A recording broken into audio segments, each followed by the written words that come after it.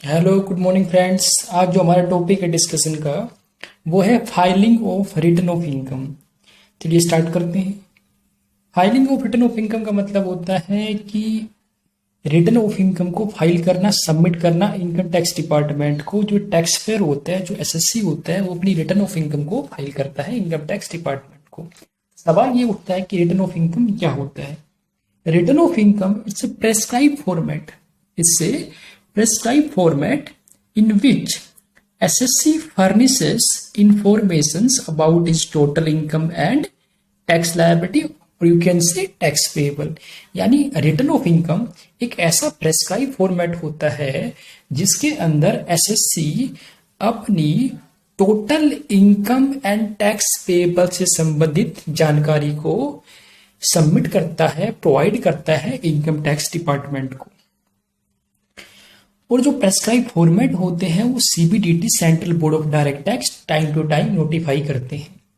और different SSC के लिए डिफरेंट फॉर्मेट होता है, यानी डिफरेंट एसएससी के लिए डिफरेंट आईटीआर।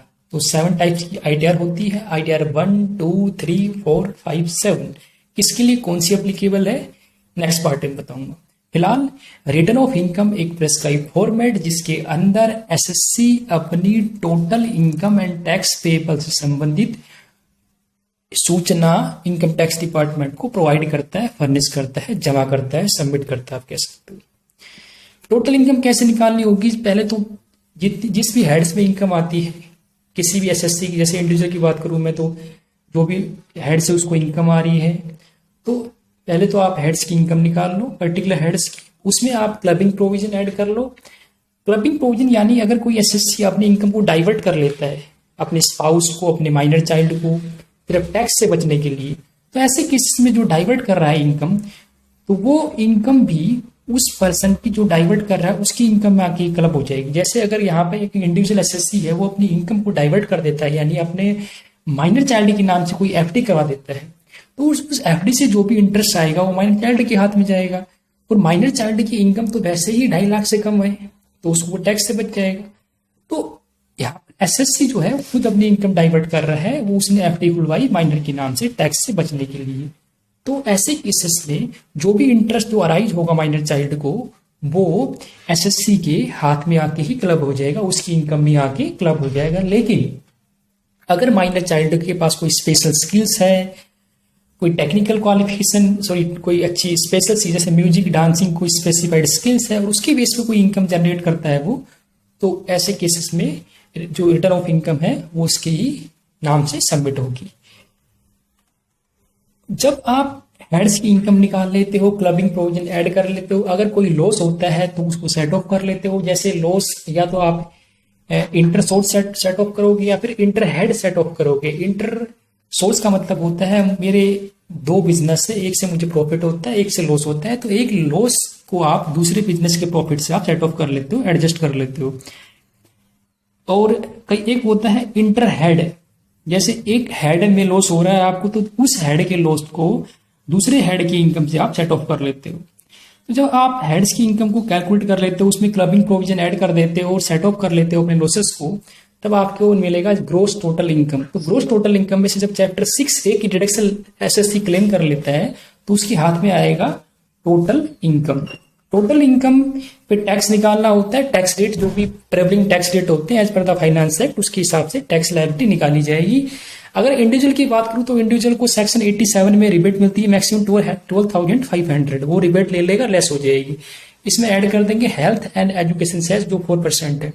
जो टैक्स आएगा उसमें अगर कोई रिलीफ बनती है इंडिविजुअल की सेक्शन 89(1) के अंदर, रिलीफ रिबेट के ऊपर एक मेरा लेक्चर है अलग से, वो देख सकते हो आप। तो अगर कोई रिलीफ बनती है, कोई एरियर सैलरी मिली है उसको, उस पर कोई रिलीफ बनती है उसकी, तो वो लेस कर देगा। इसके अलावा कोई एडवांस टैक्स उसने अगर टाइम पे नहीं किया या शॉर्ट पेमेंट करी है, तो उसमें सेक्शन 34 ABC का इंटरेस्ट लग जाएगा और फीस लग जाएगी अगर उसने return of income file late किया है, 234F की। जो भी टैक्स आएगा उसमें से अगर कोई उसने टीडीएस जमा किया है प्रीवियस ईयर में, कोई एडवांस टैक्स पे किया है, तो वो लेस कर देंगे और अल्टी आ जाएगा अल्टीमेट नेट टैक्स लायबिलिटी, ये जमा कर देगा वो इनकम टैक्स डिपार्टमेंट को। तो मैंने आपको बताया कि भाई रिटर्न ऑफ इनकम एक फॉर्मेट होता है जिसमें एसएससी अपनी इंफॉर्मेशन जो टोटल इनकम से संबंधित और टैक्स लायबिलिटी संबंधित वो इनकम टैक्स डिपार्टमेंट को सबमिट करता है। और डिफरेंट एसएससी के लिए डिफरेंट फॉर्मेट होता है, जो कि फॉर्मेट सीबीडीटी नोटिफाई करता है central board of direct tax, जो कि गवर्न बॉडी होती है, सोल बॉडी होती है, जो पूरे डायरेक्ट टैक्स को कंट्रोल करता है, गवर्न करता है।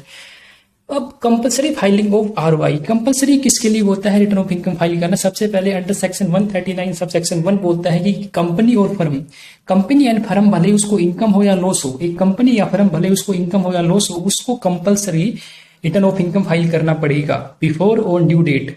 अब कंपनी और फर्म के केस में जो ड्यू डेट होती है वो होती है 30 सितंबर ऑफ रेलेवेंट असेसमेंट ईयर।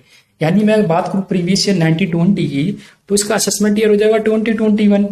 तो 30 सितंबर 2020 जो होगा वो ड्यू डेट हो जाएगा कंपनी और फर्म के लिए फॉर द प्रीवियस ईयर 1920, अगर इनका ऑडिट होता है तो।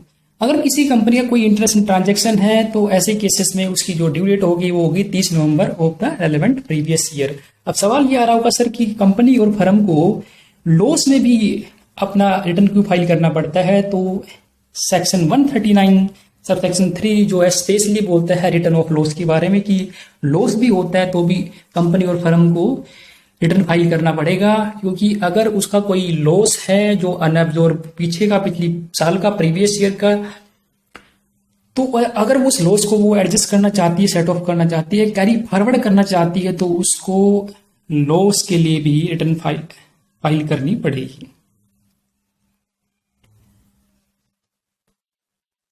उसके बाद person other than company, individual HU of AOP BY artificial judicial person, अगर इनकी ग्रोस टोटल इनकम जो है वो ज्यादा होती है बेसिक एग्जम्पशन लिमिट से, जो 2.5 लाख होती है individual HU of AOP BY के लिए, और 3 लाख होती है सीनियर सिटीजन के लिए अगर एज 60 या more than 60 but up to 80 है, और मोर देन 85 लैक्स उनको बेसिक एग्जम्पशन लिमिट होती है। तो एक individual HU of AOP BY AGP के लिए अगर ग्रोस टोटल इनकम इनका बेसिक एग्जम्पशन लिमिट से ज्यादा होता है तो ऐसे केसेस में फॉर द असेसमेंट ईयर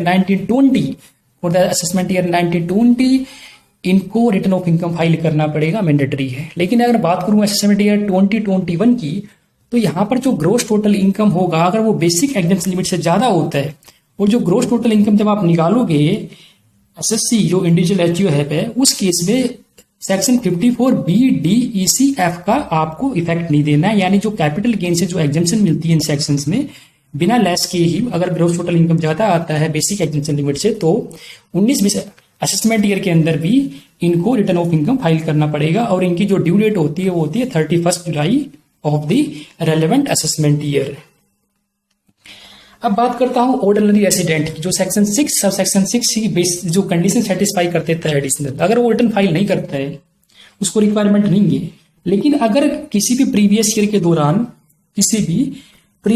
दौरान उसकी कोई एसेट है लोकेट है आउटसाइड इंडिया, वो बेनिफिशियल ओनर है, यानी उसको डायरेक्टली या इनडायरेक्टली कोई बेनिफिट मिलता है उस एसेट से जो कि आउटसाइड इंडिया है, उसके पास कोई साइनिंग अथॉरिटी है किसी अकाउंट की जो कि अकाउंट आउटसाइड इंडिया है, अगर कोई फाइनेंशियल इंटरेस्ट है उसका किसी भी एंटिटी में बिजनेस कंसर्न के अंदर, तो उसको रिक्वायरमेंट है कि वो रिटर्न ऑफ इनकम फाइल करेगा बिफोर द ड्यू डेट और ऑन द ड्यू डेट। एक चैरिटेबल ट्रस्ट जो होती है उस केस में भी रिटर्न ऑफ इनकम फाइल करना होता है। चैरिटेबल ट्रस्ट जो है उसको जो सबसे बड़ी जो एग्जम्पशन मिलती है वो मिलती है सेक्शन 11-12 के अंदर, और सेक्शन 11-12 की एग्जम्पशन लिए बिना ही अगर इनका इनकम ज्यादा आता है maximum amount which is not chargeable to tax, तो इनको भी रिटर्न ऑफ इनकम फाइल करना पड़ेगा। ऐसे ही पॉलिटिकल पार्टी जिसकी सबसे बड़ी जो एग्जम्पशन होती है सेक्शन 13A की होती है, अगर इसको बिना लिए हो उनकी टोटल इनकम ज्यादा आती है maximum amount which is not chargeable to tax, तो एक पॉलिटिकल पार्टी को भी रिटर्न ऑफ इनकम फाइल करना पड़ेगा। ओके, थैंक यू बच्चों। इसके नेक्स्ट पार्ट में मैं बताऊंगा आपको कि रिटर्न ऑफ इनकम कितने टाइप्स की होती है और कौन कौन से एसएससी के लिए कौन सी रिटर्न ऑफ इनकम रिक्वायर्ड है। Thank you.